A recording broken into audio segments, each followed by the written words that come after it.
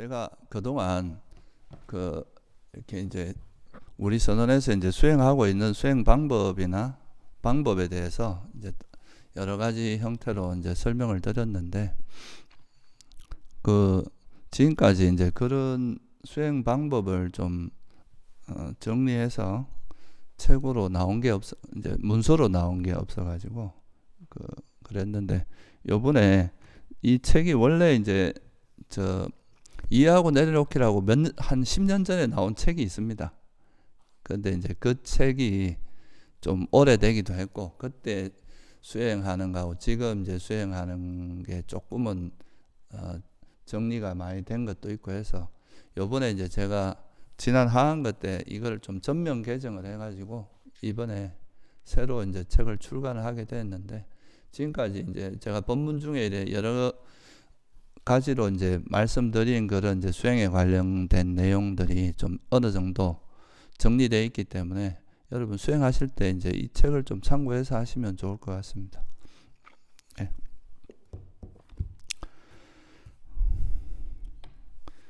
오늘은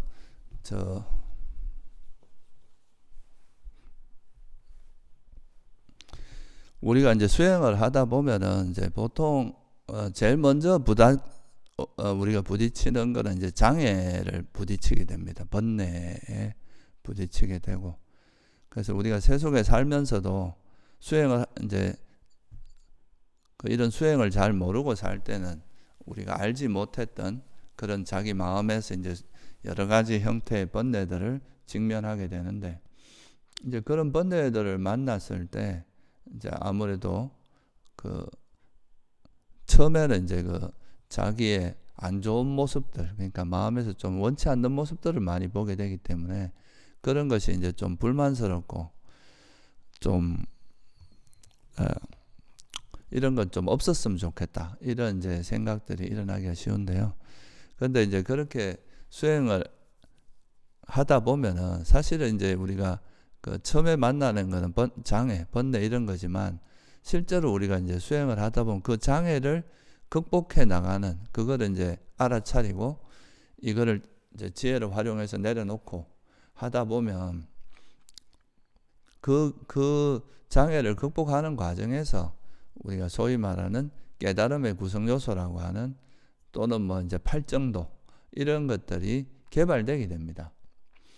그래서 이제 사실은 수행이라는 게 어떤 한쪽 측면만 있는 게 아니고, 우리가 장애라는 것을 처음에 직면하게 되지만 그 장애를 버리는 과정에서 이제 이런 선법, 그러니까 그 중에 대표적인 것이 팔정도하고 이제 칠각지, 우리가 깨달음의 구성 요소, 이것들이 이제 개발이 되는데, 사실은 조금 있다가 이제 뭐 제가 설명을 드리겠지만 칠각지하고 팔정도는 거의 같은 맥락인데 약간 관점을 다르게 해서 설명한 겁니다.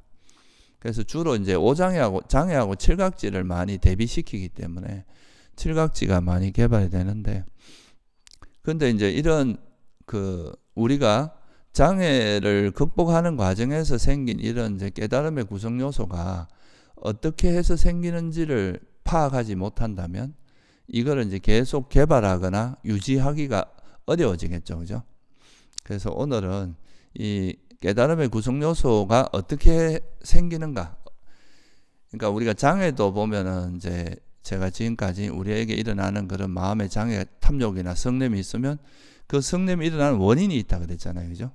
항상 이제 화는 대체로 이제 욕망을 기반으로 하고 있고, 욕망을 또 밑에 들여다보면 또 어리석음이 숨어 있는데, 그런 이제 원인을 정확히 통찰함으로써 우리가 번뇌 구조를 정확히 이해할 수 있거든요.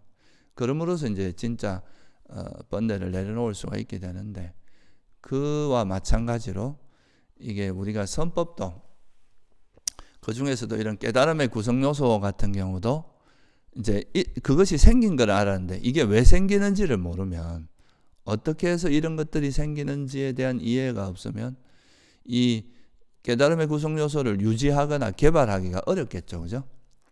그래서 우리가 이제 이 해로운 마음에 대해서도 그 원인을 아는 것이 굉장히 중요하지만, 이런 유익한 마음, 특히 이제 뭐 칠각지나 팔정도도 그것이 생기는 원인이 뭔가, 그것은 어떤 조건에서 생기는가, 이거를 이해하는 것은 이제 굉장히 중요합니다. 한쪽은 장애 같은 경우는 그것이 생기는 원인을 알면 철저히 내려놓을 수 있는 거고, 이 칠각지 깨달음의 구성 요소 같은 경우는 그 원인을 알면 계속 개발해서 그것이 유지되도록 해서 우리가 괴로움을 소멸할 수 있도록 하기 위한 그런 방향성이겠죠. 그죠?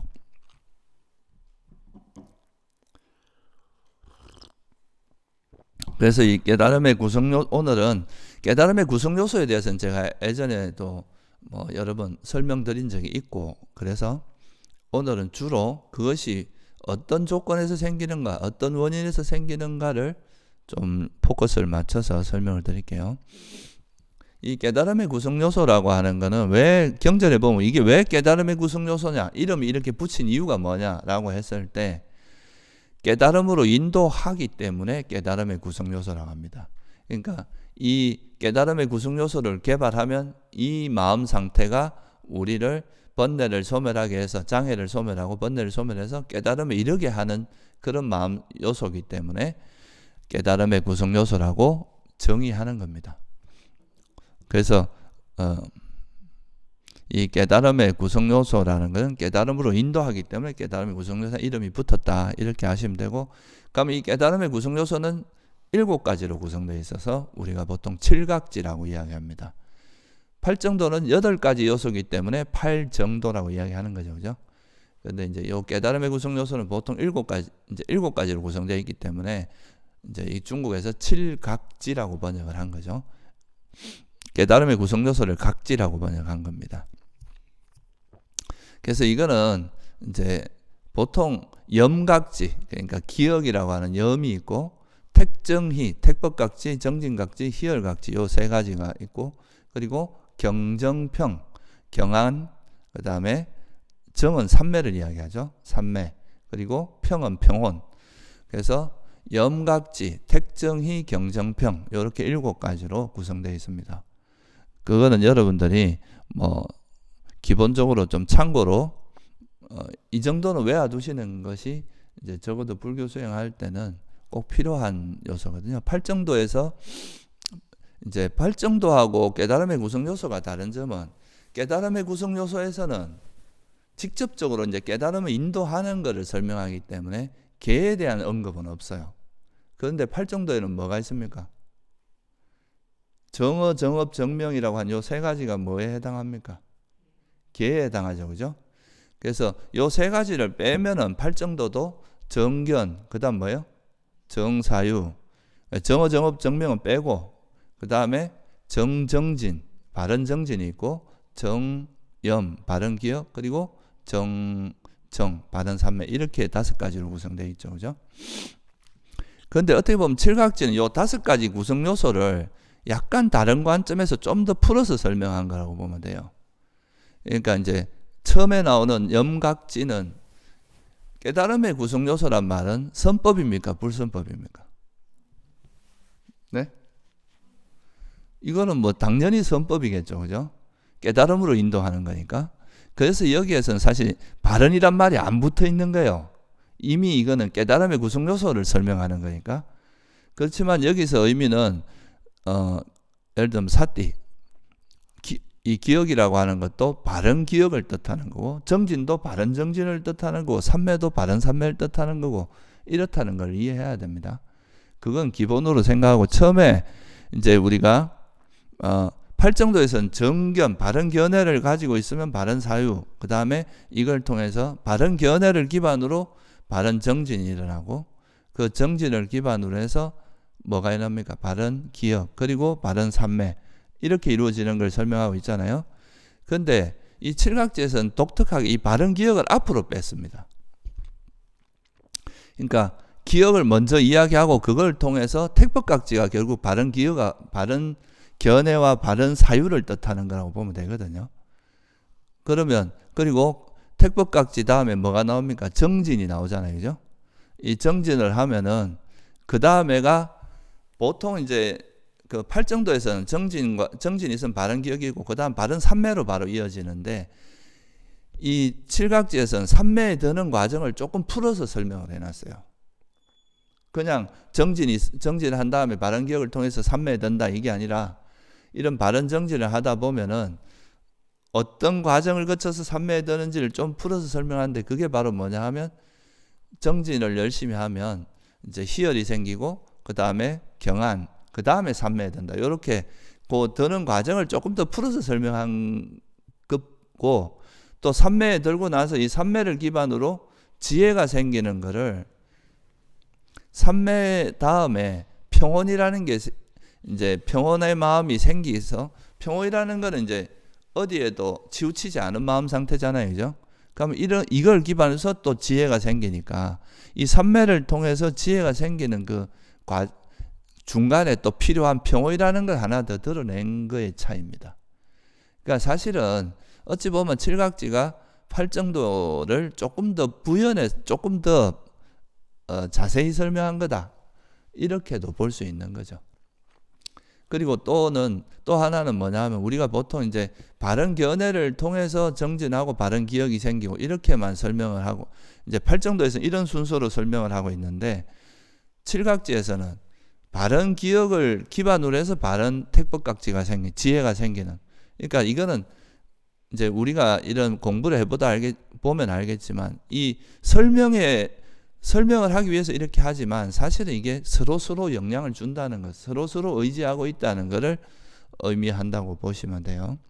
그래서 이건 뭐 내가 더 이상 뭐 길게 설명을 안 드리고 그래서 사실은 팔정도에서 그 개의 요소를 빼고 나면은 사실 정견, 정사유, 정정진, 정념, 정정이나 칠각지나 사실은 같은 그를 조금 다른 관점에서 또는 좀 더 부연해서 설명하는 거라고 보시면 돼요. 자, 그러면 이 7가지 깨달음의 구성 요소가 생기는 원인이 뭔지를 한번 살펴보겠습니다. 첫 번째 염각지는 이제 사띠를 이야기하죠. 그죠? 사띠는 제가 이제 말씀드렸듯이 잊지 않음 또는 기억이라는 뜻입니다. 불망 또는 이제 기억을 하는 이런 뜻이 뭐를 안 잊는 거겠어요? 대표적인 거. 그러니까 우리가 수행을 통해서 알게 된 지혜 있잖아요. 그죠? 또는 뭐 우리가 수행에 필요한 전반적인 이제 그 바른 수행을 하기 위해서는 알아야 될 그런 것들을 정확히 기억하는 거. 이게 이제 사띠의 기능인데 이거는 이런 사띠에는 크게 보면 세 가지로 나눌 수 있어요. 지혜가 이제 세 가지로 나눠집니다. 처음에 여러분들 지혜 중에서 문사수 이런 말 들어보셨죠? 예? 문사수 이런 말 들어보셨죠? 문이라는 건 들어서 아는 지혜가 있죠. 여러분들 지금 법문을 듣고 이런 것도 자기가 그걸 체득한 건 아니더라도 이렇게 들으면서 그 정보를 알게 되고 바른 법을 알게 되고 이럴 수 있는 게 있잖아요. 그죠? 이렇게 알게 된 거는 이제 들어서 아는 지혜라 해서 뭐 굳이 이야기하면 문해라 합니다. 이런 지혜를 잊지 않는 것도 사띠의 기능에 들어가요. 여러분이 법문에서 또는 부처님의 경전에 나오는 가르침을 듣고 그걸 절대 잊지 않고 딱 머릿속에 우리가 마음속에 확실히 기억을 해두는 거 이것도 이제 하나의 사띠의 한 작용이죠.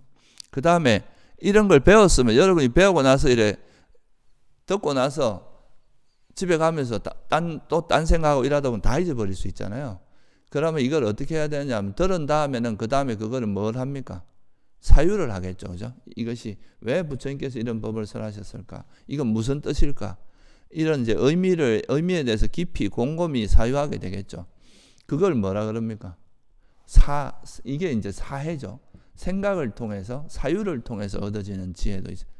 그러니까 이 문사수에서 문과 사라는 거는 아직까지 이게 자기가 완전히 체득했다기보다는 좀 우리가 머리로서 이해하는 정도 수준이라고 할 수 있는데 그렇다고 해도 이것도 의미가 없는 건 아니에요. 이게 바탕이 안 되고는 수행을 할 수 없기 때문에. 그런데 이제 여기서 한 걸음 더 나아가서 실제로 이제 수행을 통해서 직접 내가 내 마음을 관찰하고 그 마음에서 관찰된 거를 이해하고 그거를 또 그 수행을 통해서 체득된 거.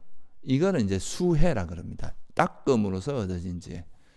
이제 어떻게 보면 이제 문사 그러니까 들어서 그 다음에 사유하고 이걸 기반으로 해서 실제로 이제 수행을 통해서 얻어진 지혜 이게 좀 진짜 의미 있겠죠, 그죠? 제일 중요하겠죠. 그래서 이제 우리가 지혜도 이렇게 세 가지 종류가 있듯이 여러분들이 사실 뭐 부처님 법문이나 경전이나 이런 걸 듣고 그걸 잊지 않고 기억하는 거, 이것도 사띠의 기능에 들어가요. 그리고 사유를 통해서 얻어진 거 하는 것도 들어가요. 그리고 이제 수행을 통해서 얻어진 체득된 거, 이거는 사실 수행을 통해서 얻어진 거는 여러분들이 이제 억지로 이제 기억하려고 하는 게 아니라 저절로 기억되는 겁니다. 이거는. 그러니까 저절로 작동하게 되죠. 이 정도 수준이 됐을 때 진짜 이제 그게 된다. 그리고 이런 이제 수행을 통해서 생긴 지혜에 대한 기억, 이거를 잊지 않는 거, 이게 사실은 수행에서 가장 중요한 이제 지혜의 어떤 형태다. 이렇게 돼야 우리가 이제 나중에는 뭐 처음에는 우리가 막 의식을 막 정신 차리려고 해야 이제 번뇌가 안 일어나는데, 나중에 되면 이게 저절로 마음이고 막 그렇게 아예 세팅이 돼 버리는 거죠. 저절로 이제 이렇게 기억이 확립돼 가지고 아예 그런 번뇌가 일어날, 항상 지혜가 현전하니까, 이게 기억이 된다는 건 지혜가 현전한다는 걸 의미하거든요. 지혜가 항상 우리가 어떤 대상을 만나도 그 지혜가 현전, 이게 우리가 여러분들이 많이 알고 있는 요니소 마나시카라는 이야기가 이 말입니다. 우리가 지혜가 절대 망각되지 않고 행주자와 어느 때나 잊지 않게 되면 어떤 대상을 만나도 지혜가 작동하니까 여기서 번뇌가 일어날 수 없겠죠. 그게 이제 어떻게 보면 사띠의 가장 중요한 기능입니다. 그래서 이제 이게 우리가 이제 그래서 이 사띠는 기본적으로 그냥 뭐 쓸데없는 뭐 과거의 뭐 원아이라든가 우리가 드라마에 나오는 그런 막 이야기들, 재밌는 이야기, 이런 걸 기억하는 거는 바른 기억은 아니죠, 그죠? 근데 우리가 이런 이제 괴로움의 소멸에 도움이 되는, 괴로움의 소멸로 인도하는 그런 거에 대한 정보들, 그거를 이제 들어서든 사유를 통해서든 자기가 직접 수행을 통해서든 그걸 잊지 않는 거, 이게 바로 바른 기억이다. 이렇게 하시면 되겠죠. 그럼 이런 사띠를 개발하는 그 가장 기본적인 원인이 되는 게 뭐겠어요? 이런 사띠를 개발하려면 뭐가 가장 중요한 원인이 되겠어요? 사념처 수행입니다.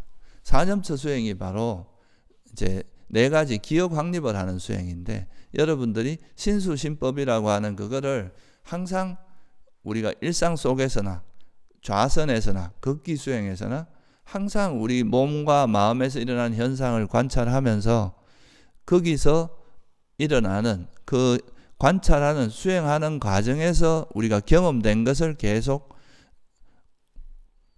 잊지 않고 기억함으로써 그런 것들이 쌓이면 그게 바른 기억, 바른 정보들이 쌓이는 거겠죠. 그죠? 이런 수행을 하지 않으면 문사까지밖에 안 갑니다. 수행이 없으면.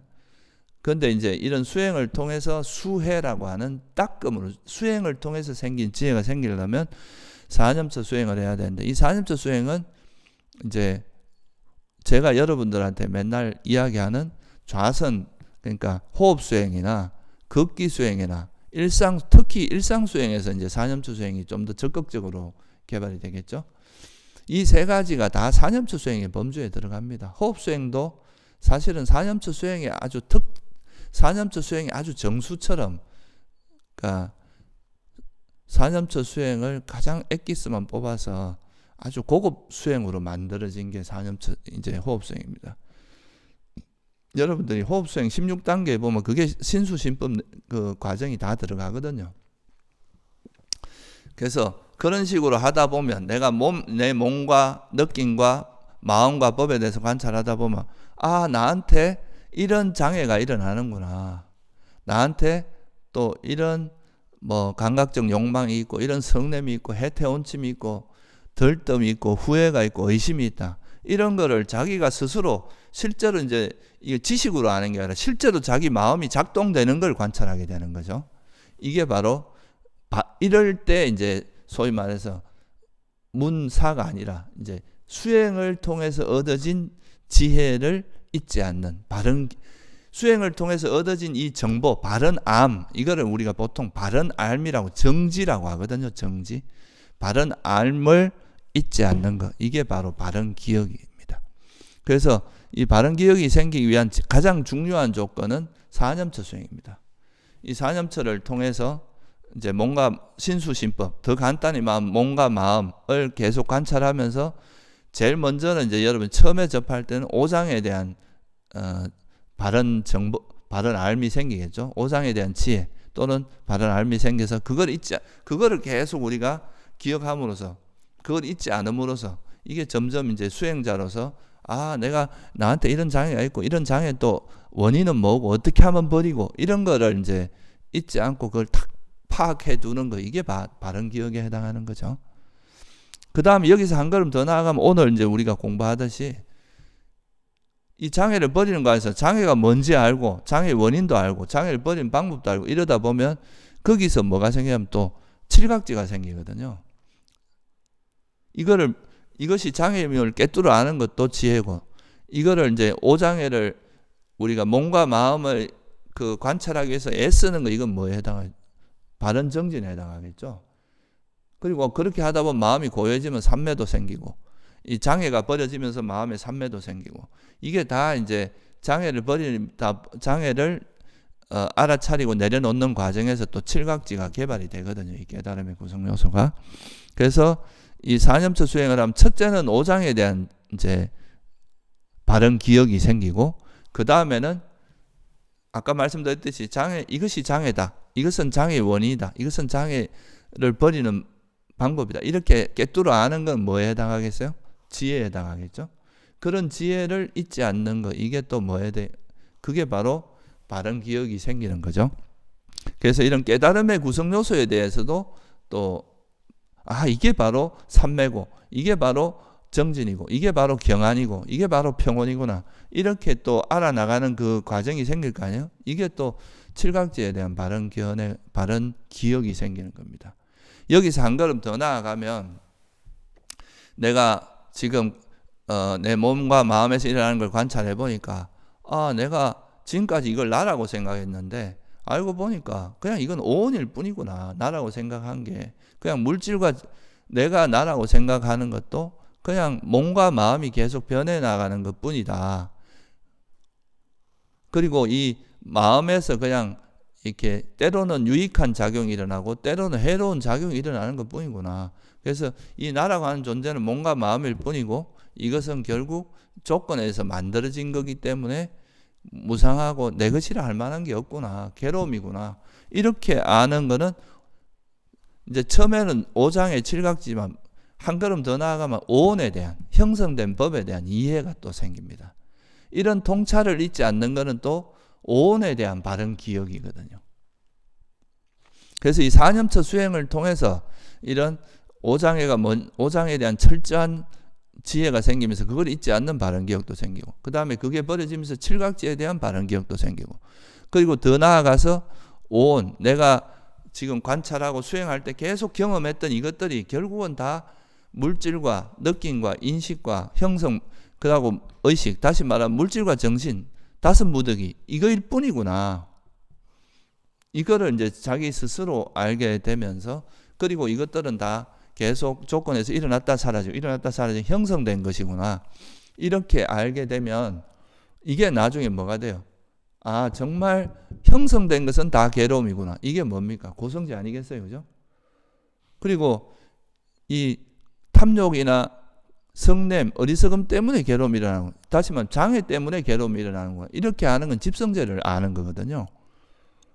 그리고 이런 게 버려지면 우리가 정말 괴로움이 소멸하겠구나 하는 걸 아는 건 멸성제고, 또 이거를 버리는 방법이 칠각지가 개발됨으로써 이게 괴로움에서 벗어날 수 있구나, 팔정도가 개발돼, 이게 바로 또 도성제에 해당하는 거라서 결국은 이제 우리가 몸과 마음을 관찰해 나가는 이 과정에서 오온에 대한 바른 기억이 생기면 사성제에 대한 바른 기억으로 이어집니다.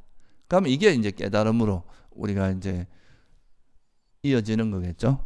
그래서 이 바른 기억을 통해서 사실은 이제 사념처 수행을 통해서 첫째는 바른 기억, 여기서 생긴 통찰을 잊지 않는 게 바른 기억이에요.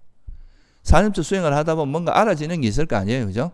계속 관찰하니까 거기서 얻어진 지혜를 잊지 않는 것, 그리고 절대로 망각하지 않고 기억하는 것. 이게 바로 바른 기억이다. 여기서 말하는 기억은 문사수 중에 주로 뭐라 그랬어요? 수혜입니다. 닦아 묻어서 우리가 수행을 통해서 체득된 지혜에 해당합니다. 이게 사실은 수행에서 이게 제일 중요하거든요.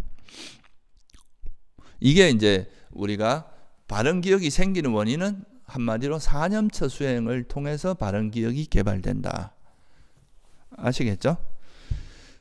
그리고 조금 이건 좀 뭐 약간 더 부가적으로 이야기하면 이제 여러분들이 사념처 수행을 잘 하려면은 맨날 막 세속적인 거에 관심이 많고 감각적 욕망에 관심이 많고 화가 많은 이런 사람 옆에 있으면 잘 되겠습니까? 안 되겠습니까?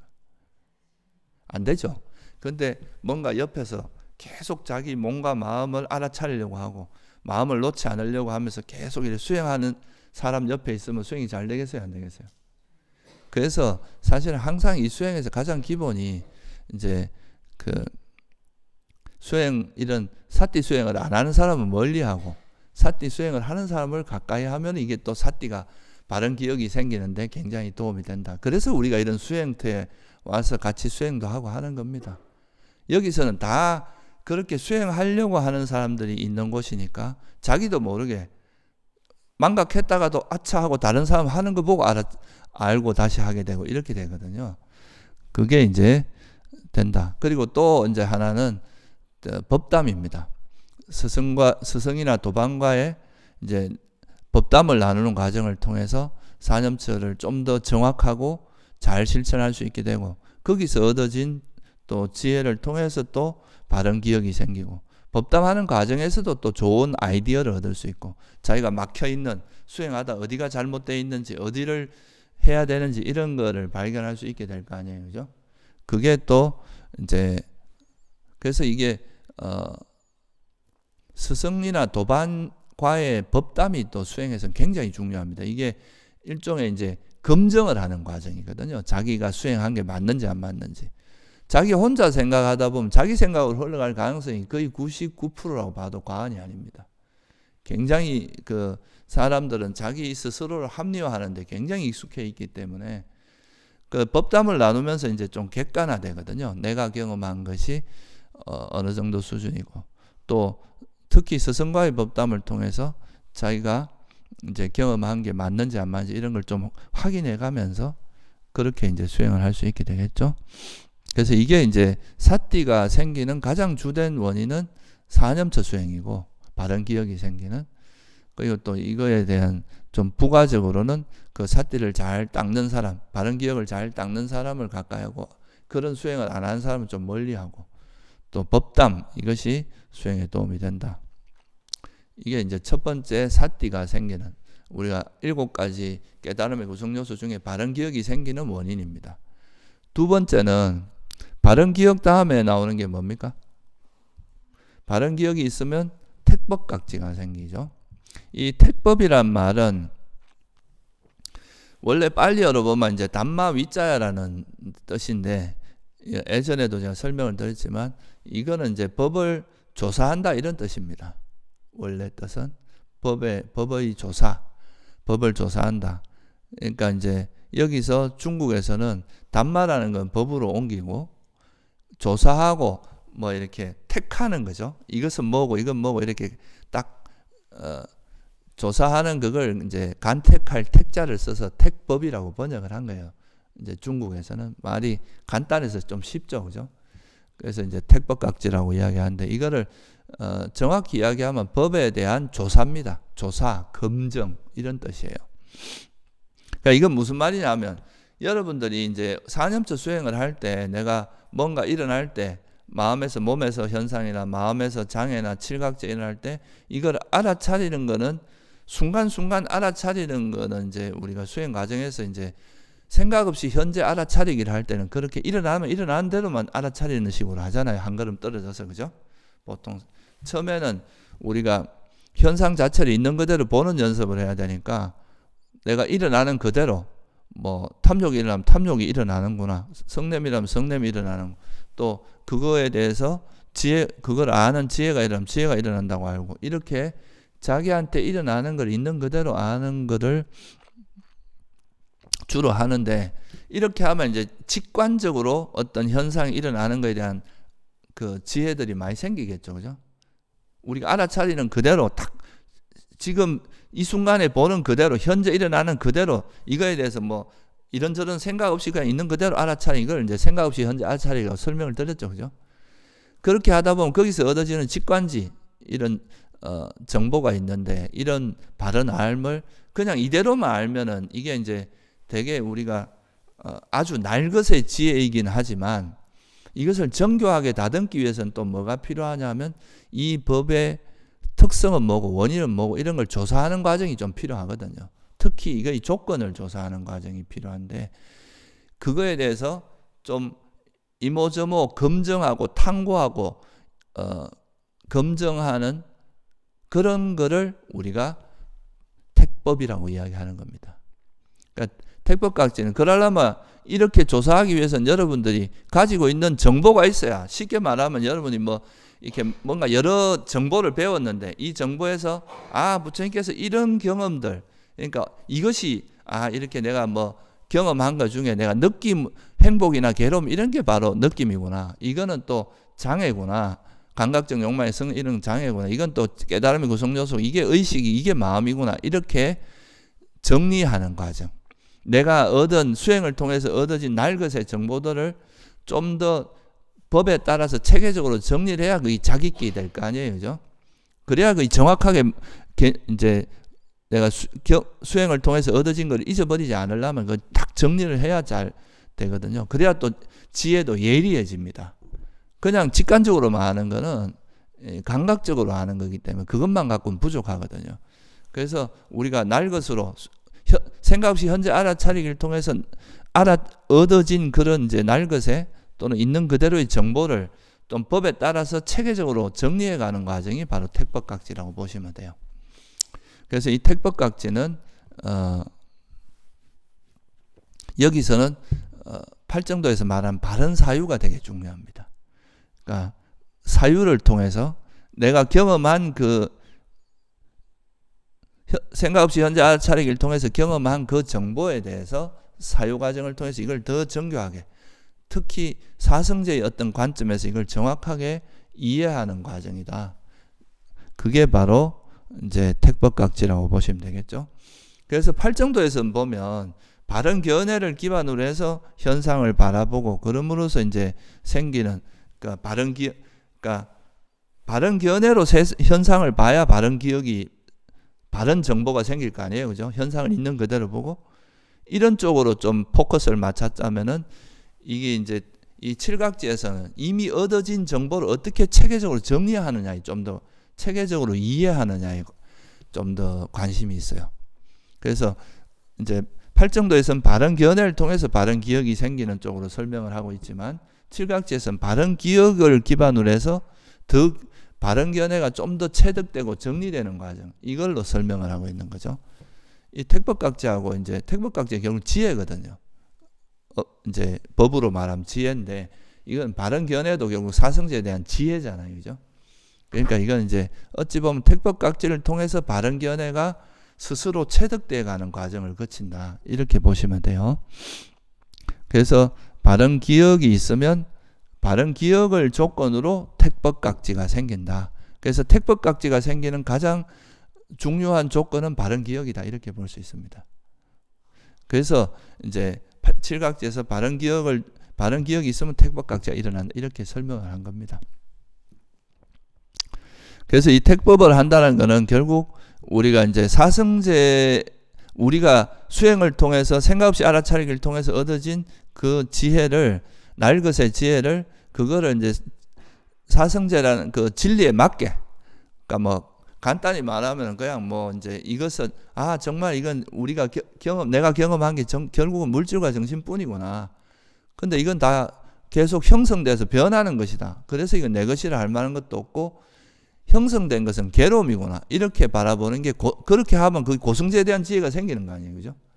아까 말씀드린 그런 방식으로 우리가 또 장애 때문에 괴로움이 일어난다. 이걸 알면 집성제에 대한 지혜도 생기고 집성제가 뭔지를 이해하게 된다는 거죠. 그리고 이제 칠각지가 이 장애가 버려지면 괴로움도 소멸될 내가 마음이 편안하고 행복해지는 걸 보면서 아 진짜 자기가 완전히 소멸하면 괴로움이 소멸하겠구나 이런 것도 알 수 있고, 그리고 이제 칠각지를 통해서 괴로움이 소멸될 거라는 것도 알게 돼요. 이게 이렇게 되면서 그 내가 수행을 통해서 얻어진 그 정보를 통해서 아 정말 진리를 자기가 스스로 확인하는 작업이다 이렇게 보시면 되겠죠. 그게 이제 택법각지의 가장 중요한 요소다. 그리고 또 이제 하나는 이게 이제 그러니까 택법각지가 생기는 가장 중요한 조건은 바른 기억입니다. 그리고 또 제가 지난 시간에 여러분한테 설명드렸던 5권은 그러니까 우리가 보통 사람들이 수행하다 보면 어느 한쪽에 좀 치우쳐 있는 경우가 많거든. 신심은 있는데 지혜가 좀 없다거나, 정지는 잘하는데 또 마음이 좀 이래 고요한 삼매가 부족하다든가.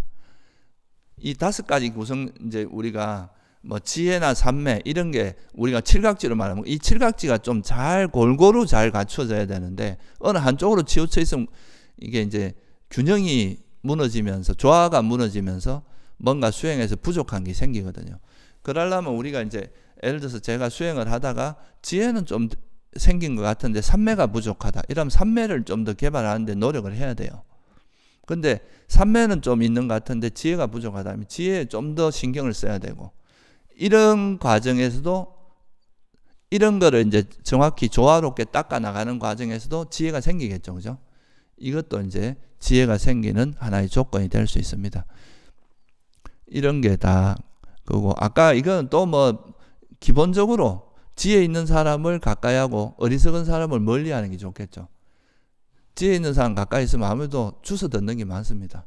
소위 말해서 우리가 귀동냥이라 그러잖아요. 그죠? 그러니까 이제 그렇게 하다 보면 자꾸 이래 듣다 보면은 자기도 이제 조금 더 사고하는 방식이나 법에 대한 이해나 수행에 대한 이해가 깊어져서 더 지혜롭게 되기 때문에 어리석은 사람은 피하고 지혜로운 사람을 가까이 하는 이것도 이제 택법각지가 개발되는 조건이고, 또 아까 말했듯이 법담 이거는 또 이제 법담을 통해서 지혜가 많이 생기겠죠. 그죠? 그러니까 이거는 뭐 바른 기억뿐만 아니라 법담을 통해서 이제 수행 전반에 대해서 점검을 하기 때문에 이 법담을 통해서 바른 기억뿐만 아니라 지혜도 개발됩니다. 내가 잘 모르는 걸 스승이나 도반한테 물어봄으로써 아 이렇게 하니까 이렇게 이제 이 문제 이 부분을 이렇게 돌파해야 되는구나 하는 걸 알게 되는 거죠. 그러면서 이제 택법각지가 또 더 개발되겠죠. 그게 이제 우리가 택법각지가 개발되는 조건이다 이거죠. 그래서 이 바른 기억을 조건으로 이제 사념처 수행이 가장 기본 수행이거든요. 우리가 하는 수행이. 제가 사념처를 닦는 방법으로서 이제 자선이나 걷기 수행이나 일상 수행 이래 3가지로 설명드린 이게 다 사념처 수행을 하는 겁니다. 그러면서 이제 바른 기억이 생기고 또 바른 기억을 기반으로 또 그거를 검증하고 조사하고 하면서 자기가 경험한 거를 진리에 맞게 체계적으로 이해해 나가는 과정이 택법각지다. 그래서 이 바른 기억과 택법각지는 서로 상호작용을 합니다. 우리가 이제 지혜가 또 이렇게 체계적으로 이해하면 이 지혜를 통해서 또 현상을 관찰할 거 아니에요. 그죠? 이 바른 견해가 생긴 거죠. 이 바른 견해를 통해서 또 현상을 관찰하니까 또 더 바른 기억이 더 잘 개발될 거 아니에요. 이러면서 바른 기억과 지혜는 서로 선순환하면서 서로 상호 상승작용을 하면서 성장하는 거다. 그래서 우리가 그 대염측경 같은 데 보면 사띠 쌈빠자나 쌈빠자노 사띠 이렇게 사띠하고 쌈빠자나가 바른 알미고 이제 이게 지혜거든요. 그래서 우리가 한자로는 정지정념, 정념정지 이게 굉장히 쌍으로 항상 서로 어우러져서 지혜 없는 바른 기억은 없잖아요. 그죠? 왜냐하면 바른 기억은 지혜를 기억하는 거니까. 또 바른 기억이 있으면 또 더 깊은 지혜가 생기고 지혜가 있으니까 또 바른 기억이 생기고 이건 거의 한 몸이다 생각하시면 돼요. 그래서 정지정념이란 말로 요약할 수 있겠죠. 그래서 이런 이제 바른 기억을 기반으로 택법각지가 생기면 또 택법각지 지혜 이건 지혜니까 이 지혜를 기반으로 또 뭐가 생기냐면 정진력이 생깁니다. 이제 아 정말 이게 예를 들어서 여러분들이 이제 사성제에 대한 이해를 하게 되면 아 정말 이게 태어나는 거 형성되는 것은 괴로움이구나 이런 걸 이해하게 되면 어떻게 됩니까? 이거로부터 벗어나야 되겠구나. 또는 장애 때문에 괴로움이 일어난다. 내가 이런 욕망이나 화 때문에, 자만 때문에, 견해 때문에 화가 일어나는 걸 알았다면 이걸 버리려고 노력할 거 아니에요. 그죠? 그게 바로 정진이 생기는 거죠. 그리고 깨달음의 삼매나 지혜가 우리 괴로움을 소멸하는 데 도움이 된다. 그거에 대한 이제 이해가 생기면 어떻게 되겠습니까, 여러분? 그걸 개발하기 위해서 노력할 거 아니에요. 그죠? 그러니까 이 택법각지를 통해서, 택법각지는 결국은 이제 진리, 특히 사성제를 철저히 이해하는 거, 영기와 사성제를. 그걸 이해하게 되면 우리가 정말 태어나는 것 자체, 윤회하는 것 자체가 괴로움이라는 것을 철저히 이해하게 되겠죠. 형성되는 것 자체가 괴로움이다. 그러면 그걸 통해서 이제 하루라도 빨리 내가 사람 몸 받고 이 법을 만났을 때 조금이라도 더 열심히 수행해야 되겠구나. 이런 이제 마음이 일어나면서 수행을 하게 되겠죠. 그죠? 그래서 이게 이제 지혜, 택법각지는 정진을 일으키게 된다. 이게 이제 그러니까 정진이 일어나는 가장 중요한 조건이 이제 택법각지고, 택법각지는 또 어찌 보면 지혜, 이제 사성제에 대한 지혜니까 이걸 조금 다른 말로 하면 이런 지혜를 닦다 보면 여러분이 뭐가 생깁니까? 이 법에 대한 뭐가 생기게 돼요? 신심이 생기게 되죠. 그죠? 아, 정말 이게 진리의 가르침이고 이렇게 하면 내가 괴로움에서 벗어날 수 있겠구나. 그렇게 돼서 사실 정진을 일으키는데 또 중요한 조건 중에 하나가 그 신심입니다. 이런 법에 대한 신심. 그러니까 일단 이것도 자 이제 지혜를 기반으로 일어나는 거라고 보시면 돼요. 그래서 그거 이제 이런 그 택법각지를 통해서 사성제를 이해하게 되면, 괴로움과 괴로움의 소멸에 대한 이해를 하게 되면, 괴로움이라는 걸 이해하면 괴로움에서 벗어나려고 할 거 아니에요. 그죠? 괴로움에 안주하려고 하지 않고. 그래서 이게 이제 괴로움에서 벗어나는 정진을 일으킨다. 또 조금 더 이제 기본적인 방식으로는 우리가 결국은 이게 같은 맥락인데, 여러분들이 우리 나라고 하는 존재도 형성된 거라는 걸 이해하게 되면 이제 우리가 지혜가 있으면 이게 다 형성된 거라는, 오온이고 형성된 거라는 걸 알게 되잖아요. 형성됐다는 건 뭘 뜻합니까? 언젠가는 여러분이 영원히 살진 않을 거 아니에요. 그죠? 죽는단 말이죠. 그러니까 이제 내 이 몸도 결국은 어느 정도 시간이 지나면 죽을 수밖에 없다는 걸 알게 되면, 이게 이제 죽음에 대한 건데, 이게 무상함을 이해하게 되면 내가 아까 말씀드렸듯이 이 몸이 있고 법을 만났을 때 정말 열심히 정진해야 되겠구나. 내가 할 수 있는 만큼 공덕도 많이 쌓고 수행도 많이 해야 되겠구나 하는 거를 이제 알게 되겠죠. 그게 또 이런 그 죽음을 이해하게 되면 내가 이렇게 시간 낭비할 시간이 없다, 이런 절박함도 일어나고, 그걸 통해서 이제 수행을 하게 되는, 정진을 하게 된다. 그리고 이거는 또 이제 아까 말씀드린 똑같은 게 포함됩니다. 정진을 열심히 하려면 옆에 있는 자기 도반이 같이 있는 사람이 막 엄청 열심히 공부하고 있으면 나도 괜히 이거 아이고 저 사람 저렇게 열심히 하는데 나도 좀 따라 해야 되겠다 해서 열심히 하게 될 거 아니에요. 그죠?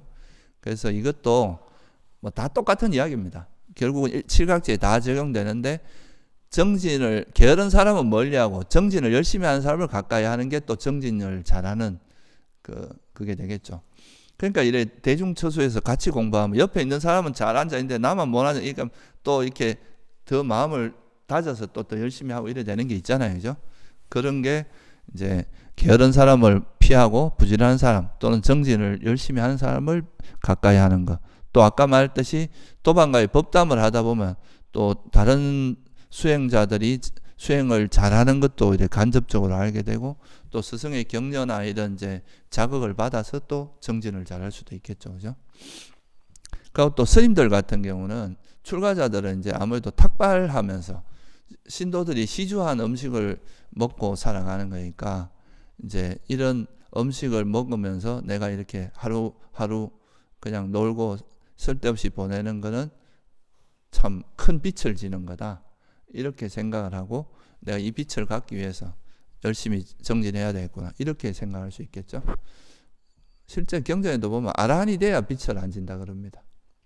아라한이 되기 전에는 항상 빚지고 있는 거다. 이렇게 이야기하죠.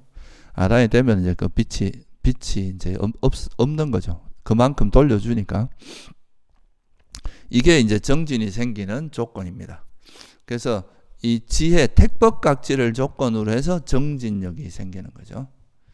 사실 이 정진은 여러분들이 사실 진리에 대한 이해를 하게 되면 정말 이게 우리가 살아가는 이 삶이 정말 이게 형성된 것에 그 가지고 있는 그 한계점, 아무리 우리가 지금 현재가 좋고 행복하다 할지라도 이게 언제 무너질지 모른다는 거, 이런 거에 대한 경각심 같은 게 있으면, 그런 거를 이해하게 되면 정말 이 부처님의 말씀이 진리라는 거를 받아들이게 되고, 그러면 이 진리에 대한 신심이 생겨서 아까 말했듯이 이게 어디로 이어지냐 하면 이제 우리 삶이라는 게 영원하지 않구나, 언제 어떻게 될지 모른다, 이렇게 생각하면 그게 이제 절박함이나 그 경각심을 일으켜서 우리가 수행을 하게 만드는 거거든요. 그래서 이 정진의 제일 기본은 지혜입니다. 이게 지혜를 기반으로 한 신심, 이 두 가지가 우리 수행을 하게 만드는 거죠.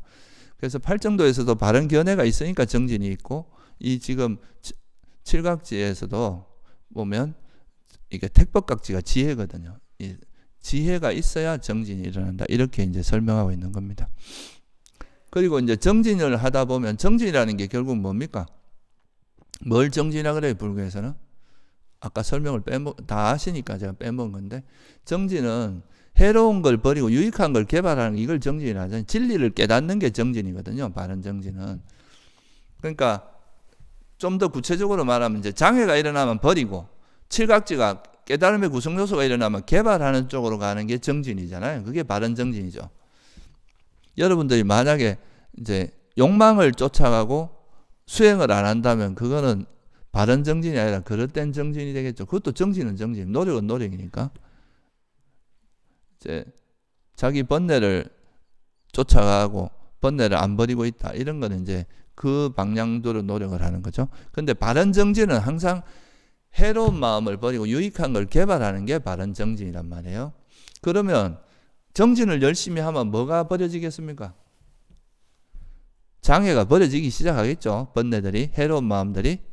그러면 이제 장애가 버려지면 이게 뭐 완전히 이제 아라한처럼 완전히 소멸하는 단계는 아니라도, 여러분들도 수행하다 보면 일시적으로 한 짧게는 버려지긴 하거든요. 어느 정도 이제 수행을 열심히 하면 일정 시간 동안에는 이제 장애가 버려지는 상태가 나타나는데, 이 장애가 버려짐으로써 나타나는, 소위 말해서 떨쳐버렸음에서 생긴, 벗어남으로 인한 희열이 일어납니다. 기쁨이 일어나는 거죠. 그래서 여러분들이 막 화가 나다가, 화를 막 내다가 이제 부처님 가르침이나 이제 우리가 그 배운 대로 정말 내가 이거 화라는 게 위험하고, 이게 내가 이게 뭔가 이 기반에 욕심이 있다, 욕망이 있다는 걸 알고 그걸 놓게 되면 마음이 막 이렇게 정신없이 치달리다가 덜덜 부글부글 끓다가 갑자기 딱 쉬어지고 나면 그때 오는 되게 기쁨이 있을 거 아니에요, 그죠? 그게 바로 희열입니다. 그래서 이 정진을 통해서 오는 희열, 이거는 이제 장애가 버려지면서 오는 희열도 있고, 그리고 이제 여러분이 수행하다가 내 마음이 이제 삼매도 생기고 지혜가 생기고 이런 걸 보면서, 아, 나도 수행하니까 이런 지혜도 좀 생기고 삼매도 생기는구나 하는 그런 자기한테 깨달음의 구성 요소가 일어나는 거, 이런 거를 보면서 또 희열이 일어날 수 있는 거죠. 이게 이제 어떻게 보면 정진을 하다 보면, 바른 정진을 하다 보면 이제 그것이 사라지면서 오는 희열도 있고, 그 선법이 개발되면서 오는 기쁨도 있다. 이게 바로 희열이 일어난 조건입니다.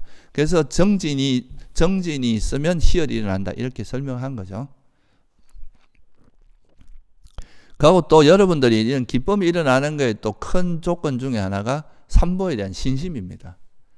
여러분들이 막 수행하다가 막 부처님에 대한 신심이 확 올라오면 그때 막 마음도 뭉클해지면서 마음에서 아주 큰 기쁨이 일어날 거 아니에요, 그죠?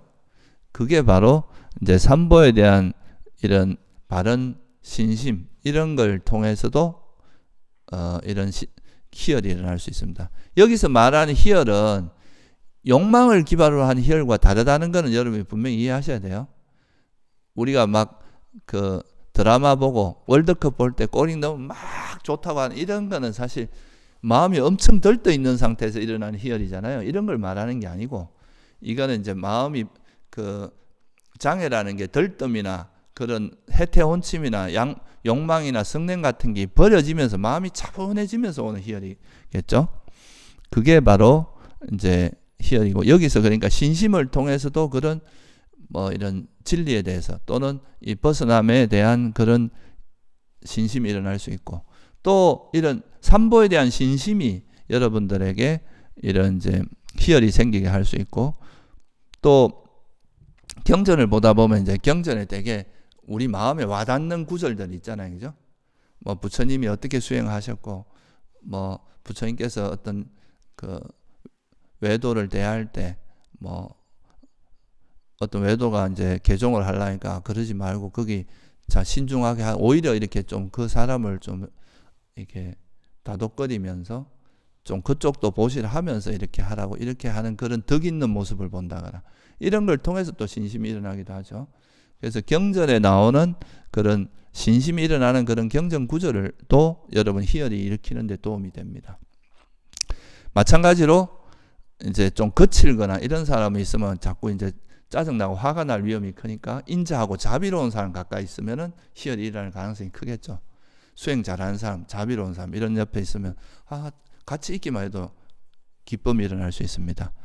또 법담을 나누는 걸 통해서도 아까 이건 했던 거 다 반복되는데 법담을 나누다 보면은 그 법을 알아나가는 과정에서 일어나는 법열 같은 그런 희열도 있고 또 자기가 막혀있던 게 풀어지면서 오는 그런 희열도 있고 여러 가지 이런 경험을 할 수 있겠죠.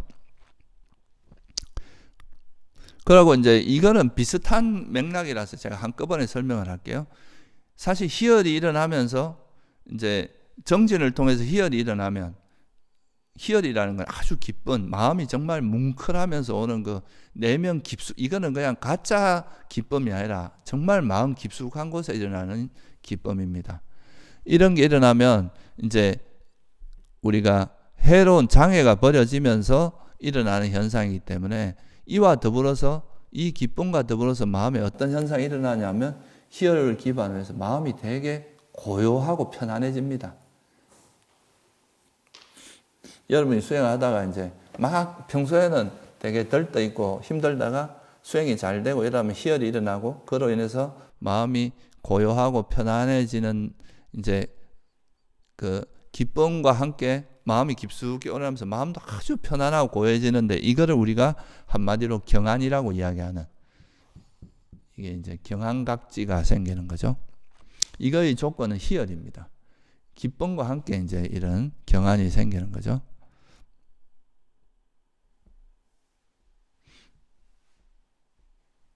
그리고 이런 경안은 사실 이제 마음의 고요함, 몸과 마음의 고요함 이런 거는 사실 이제 내적인 조건으로서는 여러분 마음에서 일어나는 희열이고 외적으로도 영향을 주는 게 좀 있거든요. 예를 들어서 좀 자기 몸에 잘 맞는 음식이라든가 기후 조건, 뭐 또 자세가 편안하거나 이래도 몸과 마음이 편안해질 수 있잖아요, 그죠? 이런 건 좀 약한 조건이긴 하지만 그래도 이런 것도 조건이 되긴 됩니다.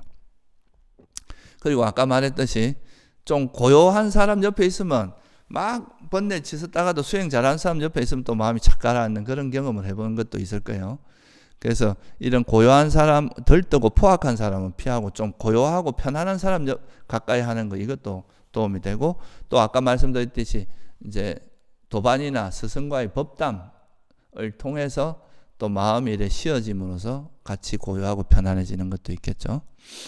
그래서 이게 바로 이제 경안이 이제 희열이 있으면 마음이 고요해지는 편안해지는 경안이 생기고 여기서 하나는 빠져 있는데요. 이제 경전에는 보면 희열이 있으면 경안이 있고 경안이 있으면 마음이 행복해진다 이렇게 설명합니다. 행복해지고 행복한 마음은 삼매에 든다 이렇게 설명하는데 사실 여기서 희열이라는 말 속에 사실은 행복이라는 것도 내포되어 있기 때문에 이제 그 자세히는 설명 안 했는데, 원래 이제 니까야에 나오는 그 일반적인 그걸로 보면 희열이 있으면 고요해지고, 고요함이 있으면 이제 행복해지고, 행복한 사람의 마음이 삼매에 든다 이렇게 하는데, 사실 희열과 고요함과 행복 이런 거는 거의 같이 일어납니다. 그러니까 설명을 하자니까 이렇게 따로 설명을 한 건데, 사실은 뭐 장애가 벌어지면 그 장애가 벌어지면 희열과 행복이 생기고 마음도 고요해지고 편안해지고 이런 게 같이 온다 이렇게 보시면 돼요. 그래서 이제 그런 상태가 되면 이 경안을 기반으로 해서 뭐가 생기냐면 삼매에 들게 됩니다. 바른 삼매. 바른 삼매는 지난 시간에 제가 이제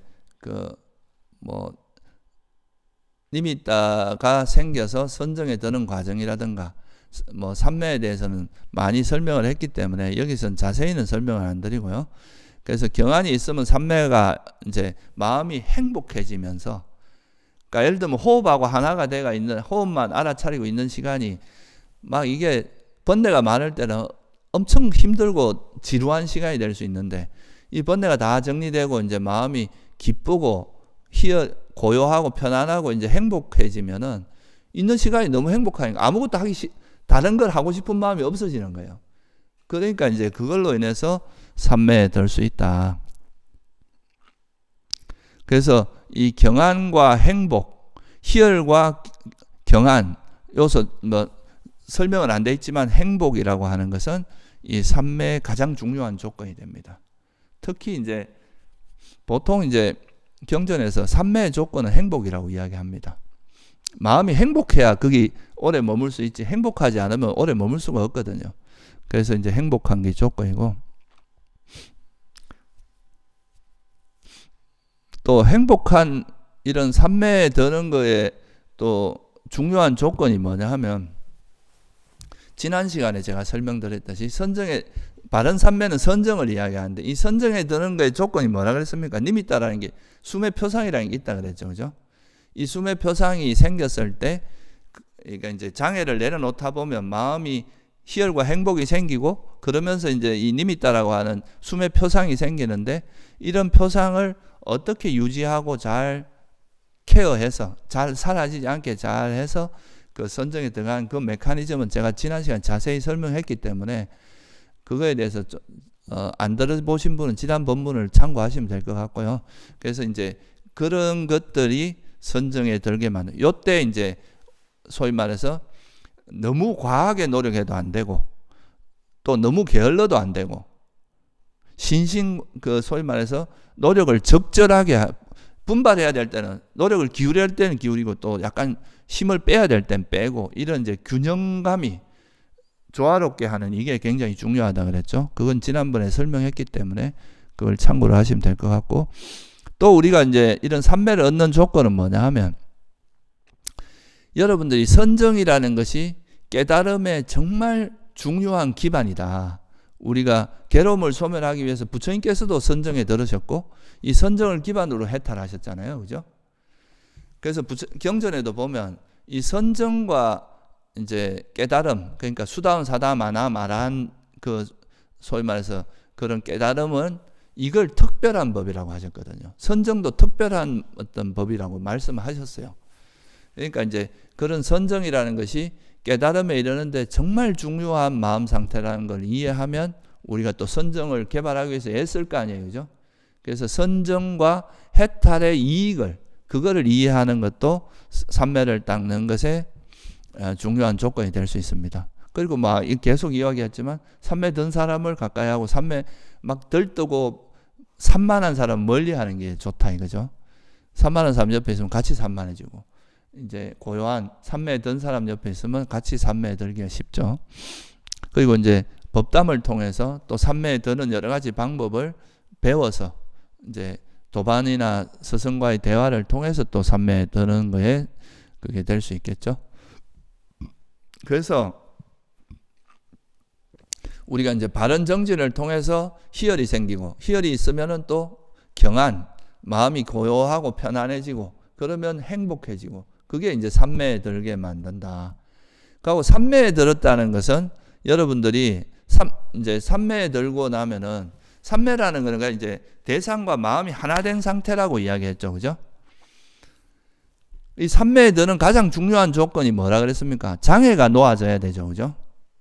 장애가 놓아져야 그걸로 인해서 희열과 행복이 생기고 그게 이제 삼매에 드는 조건이 된단 말이에요. 희열, 경안, 삼매가 행복이 생기고 그러면 장애가 버려지면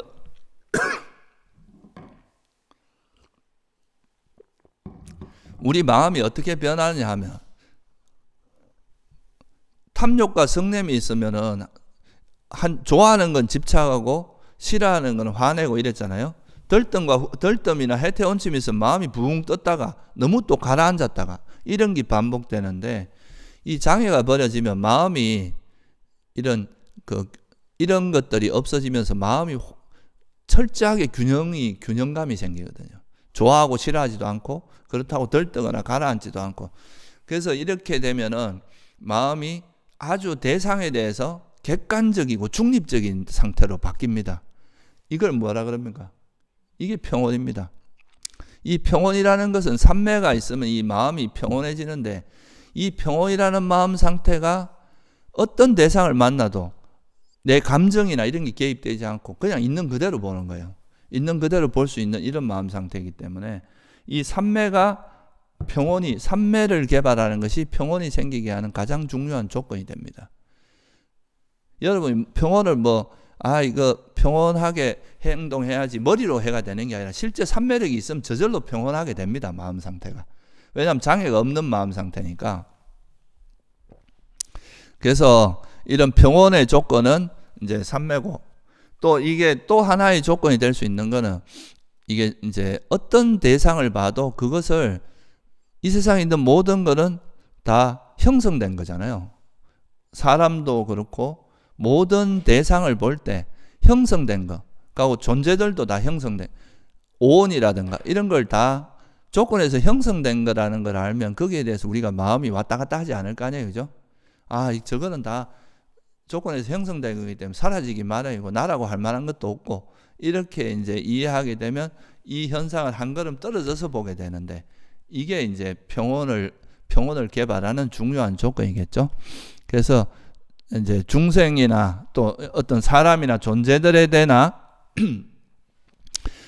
다섯 무더기 우리가 물질과 정신 이런 현상에 대해서 좀 중립적인 태도를 가지는 것도 이런 이제 평온을 개발하는 조건이 됩니다.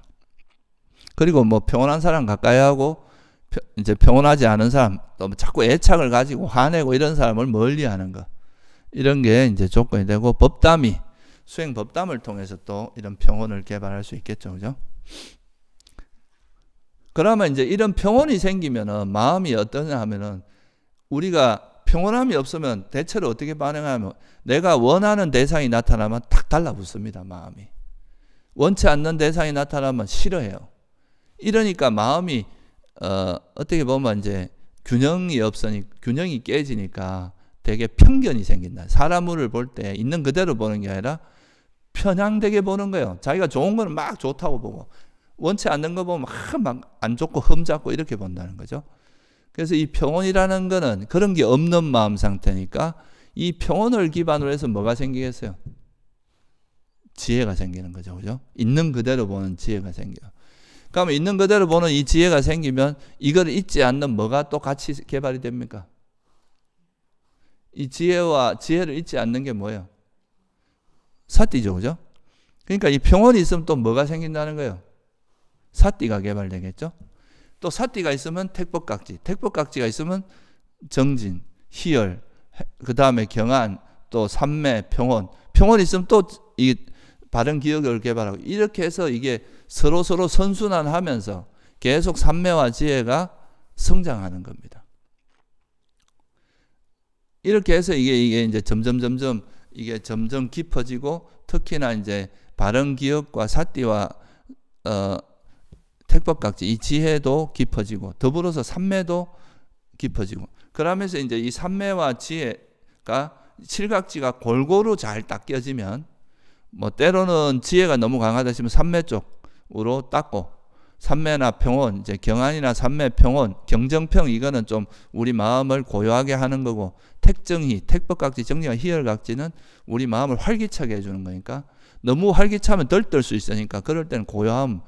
그러니까 지혜가 너무 강하다 싶으면 삼매를 닦고, 삼매가 또 너무 강해서 또 너무 마음이 가라앉는다 싶으면 또 이걸 닦고, 이렇게 조화롭게 이걸 닦다 보면 이 칠각지가 제대로 개발되면서 그게 이제 깨달음으로 인도하는 그런 이제 계기가 된다.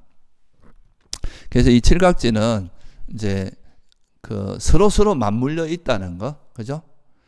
이게 하나의 요소가 개발되기 위해서 다른 요소, 그러니까 택법각지가 정진각지가 일어나고 정진각지가 희열을 이렇게 서로 맞물려서 이렇게 돌아가면서 잘 개발돼서 그게 이제 깨달음으로 인도하는 거고.